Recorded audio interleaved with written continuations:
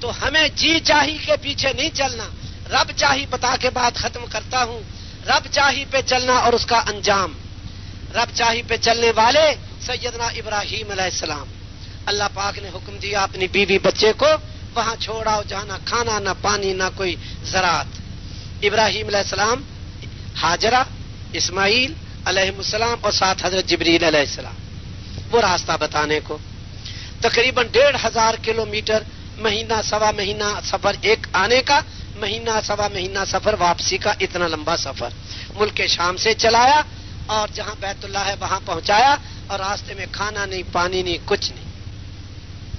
جب بیت اللہ کی جگہ بٹھا کر چل پڑے، اب خود بھی دیکھ رہے، اللہ نے جبریل نے کہا کہ یہاں چھوڑ دو، ایسی جگہ جہاں زندگی کی کوئی چیز نہیں اور موت کے بہت سارے سامان، پانی ختم ہو مر جائے، کھانا ختم ہو مر جائے، بھیڑیا آئے کھا جائے، شیر چیتا آئے برباد کرے، اور جن بھوت آئے چمٹ جائے، کوئی انسان درندہ صفت آئے عزت خراب کرے، کوئی دشمن چور ڈاکو، اکیلی عورت کیا کر سکتی ہے مرد کے آگے؟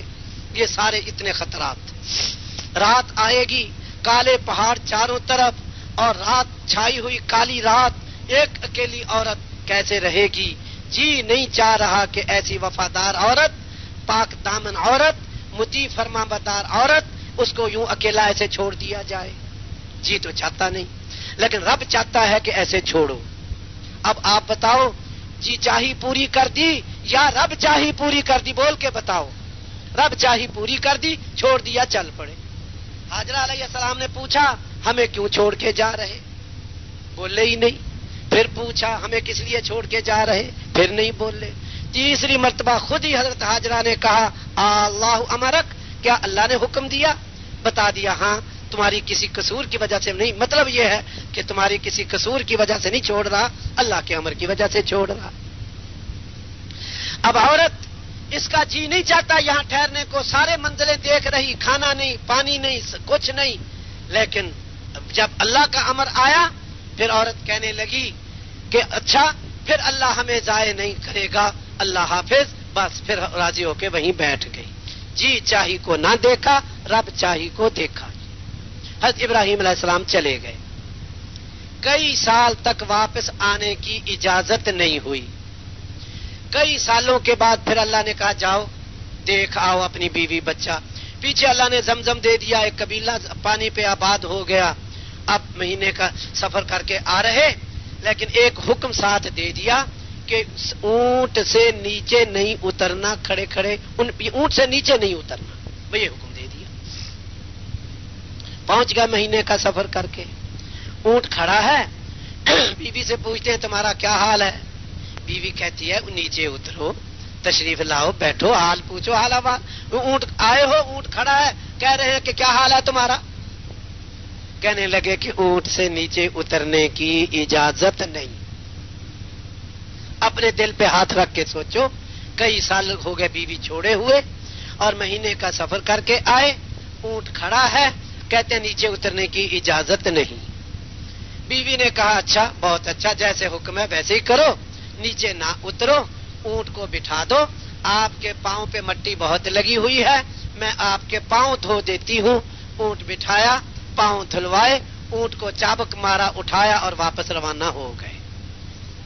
رب چاہی پوری کر دی یا جی چاہی پوری کر دی؟ بول کے بتاؤ۔ رب چاہی پوری کر دی۔ اب ہمیں فیصلہ کرنا ہے کہ ہمیں کیا پورا کرنا ہے۔ پہلے جی چاہی کا انجام سن چکے، اب رب چاہی کا انجام اخیر میں عرض کروں گا انشاءاللہ۔ پھر کئی سال گزر گئے، ملنے کی اجازت نہیں ہوئی، بیٹا 13 سال کا ہو گیا۔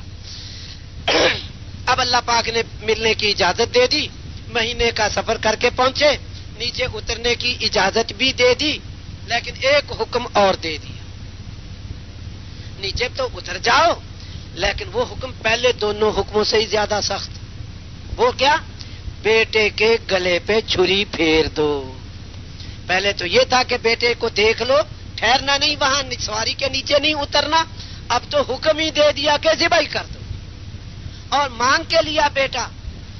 بعضی تفسیروں سے پتہ چلتا ہے 84 سال کی عمر تھی جب بیٹا ملا، اب 13 سال کا ہو چکا ہے، یعنی حضرت ابراہیم علیہ السلام کی عمر 100 سال ہو چکی، آئندہ بیٹا ملنے کی توقع بھی نہیں، اور یہ مانگ مانگ کے لیا۔ اسماعیل کا معنی مانگا ہوا، اسماعیل کا معنی مانگا ہوا، مانگ کے لیا، حکم دے دیا ذبح کرو۔ تو اب آپ بتاؤ کہ رب چاہی پوری کر دی یا جی چاہی؟ رب چاہی۔ بیٹے نے بھی رب چاہی، بیٹے سے پوچھا کہ بیٹا یوں اللہ کا حکم ہے، میں نے خواب دیکھا ہے، تجھے ذبح کرتا ہوں، بتا تیری کیا مرضی ہے؟ بیٹے نے کہا جو حکم ہوا ہے وہ پورا کر دیجئے، مجھے صبر کرنے والا پاؤ گے۔ تو علماء کہتے ہیں کہ جب اللہ نے حکم دیا ذبح کر دو، تو پھر بیٹے سے کیوں پوچھا کہ ذبح کروں یا نہ کروں، تیری کیا مرضی ہے؟ بیٹے سے کیوں پوچھا؟ حکم تو ہے ذبح کرو۔ اس کا جواب یہ دیتے ہیں اس لیے نہیں پوچھا کہ بیٹا کہے گا ذبح کر دو تو ذبح کر دوں گا، بیٹا کہے گا ذبح نہ کرو تو نہیں کروں گا، یہ مطلب نہیں تھا۔ پھر کیوں پوچھا؟ مطلب یہ تھا کہ اگر بیٹا کہے گا ذبح کر دو، میں ذبح ہونے کو تیار ہوں، تو ذبح کرنے کا طریقہ اور ہوگا۔ اگر بیٹا کہے گا کہ نہیں ہوں میں نے ذبح نہیں ہونا، تو پھر ذبح کرنے کا طریقہ اور ہوگا۔ مرغی ذبح کرنے کا طریقہ اور ہے، اور گائے ذبح کرنے کا طریقہ بولو اور ہے۔ گائے کو کیسے ذبح کرتے ہیں؟ باندھ کر کرتے۔ اگر بیٹا کہے گا میں نے ذبح نہیں ہونا، تو ذبح تو کرنا ہی کرنا ہے، لیکن پھر باندھ کے کریں گے۔ چنانچہ رب چاہی پوری کر دی، جی چاہی چھوڑ دی، ذبح کر دیا۔ اللہ نے دمبا ذبح کرا دیا، وہ اللہ کی مرضی، اور پھر واپس چلے گئے۔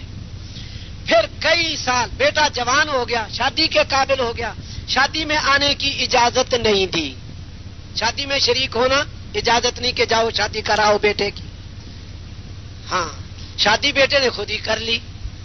پھر ملنے کی اجازت ہوئی، لیکن ٹھہرنے کی اجازت نہیں دی۔ اب غور کرتے جانا کیسی قربانیاں مانگی جا رہی ہیں۔ ٹھہرنے کی اجازت نہیں، پہنچ گئے مہینے کا سفر کر کے، بیٹا گھر میں نہیں، بیٹے کی بیوی گھر میں ہے، بہو یعنی ابراہیم علیہ السلام کی بہو۔ پوچھا کہ تمہارے خامد کہاں گئے اسماعیل؟ کہنے لگی وہ تو شکار کو گئے۔ اچھا تمہاری زندگی کیسے گزر رہی؟ کہنے لگی تنگی کی زندگی گزر رہی۔ کہا کہ اچھا مجھے تو ٹھہرنے کی اجازت نہیں، میں تو واپس جاتا ہوں، جب اسماعیل آئے تو میرا سلام کہنا، اور کہنا گھر کی چوکھٹ بدل دو۔ یہ کہہ کے چلے گئے۔ اب سوچنے کی بات یہ ہے، ادھر تو اللہ پاک اجازت دے رہا جاؤ مل آؤ، ادھر بیٹے کے دل میں ڈالتا ہے جاؤ شکار کو چلے جاؤ۔ یہ بھی کر سکتا تھا کہ بیٹے کو وہی بھیج دے کہ اے اسماعیل تیرا باپ آج آ رہا ہے، آج شکار کو نہ جانا۔ بیماری بھیج سکتا تھا، گھر میں پڑے رہتے، نیند بھیج دیتا، سو جاتے۔ ویسے ہی کہتے کہ اچھا کل کا کھانا پڑا ہے آج شکار کو نہیں جاتے، تو باپ سے ملاقات ہو جاتی۔ اللہ پاک یہ سب کچھ کر سکتا تھا۔ باپ کو کہا مل کے آ، گھر جا، ٹھہرنا نہیں۔ بیٹے کو کہا شکار کو جا۔ اور باپ نے یہ پوچھا اور واپس روانہ ہو گئے۔ اسماعیل علیہ السلام واپس آئے، پوچھا، بیوی نے کہا ایک ایسے حلیے کے آدمی آئے تھے اور یہ مجھ سے پوچھا اسماعیل کہاں؟ میں نے کہا شکار کو گئے۔ زندگی کیسی؟ میں نے کہا تنگی کی۔ کہہ گئے مجھے ٹھہرنے کی اجازت نہیں ہے، میں واپس جا رہا ہوں، اور آپ کو سلام کہہ گئے اور کہہ گئے گھر کی چوکھٹ بدل دو۔ اسماعیل علیہ السلام کہنے لگے وہ تو میرے باپ تھے اور تجھے طلاق دینے کا حکم دے گئے، چنانچہ طلاق دے دی، چلے گئے۔ پھر بیٹے نے دوسری شادی کر لی، کئی سال کے بعد پھر ملنے کی اجازت، لیکن پھر پہلے والی شرط کے وہاں ٹھہرنا نہیں۔ پھر یہاں آئے، دوسری بیوی موجود، اسماعیل کہاں؟ کہنے لگی شکار کو گئے۔ تمہاری زندگی کیسی؟ کہا خوشی کی، گوشت شکار کا کھاتے ہیں، زمزم کا پانی پیتے ہیں، اب بڑی مزے کی زندگی گزرتی ہے۔ کہا کہ مجھے تو ٹھہرنے کی اجازت نہیں، میں تو واپس جاتا ہوں، جب اسماعیل علیہ السلام آئیں ان کو میرا سلام کہنا اور کہنا گھر کی چوکھٹ محفوظ رکھے۔ یہ کہہ کے چلے گئے۔ اب جی چاہی پوری کر دی کہ رب چاہی پوری کر دی؟ رب چاہی پوری کر دی۔ اب اندازہ لگاؤ کب سے پیدا ہوئے اسماعیل اور دودھ پیتے کو چھوڑا تھا، بیچ میں کتنا باپ بیٹا اکٹھے رہے خود سوچ لو۔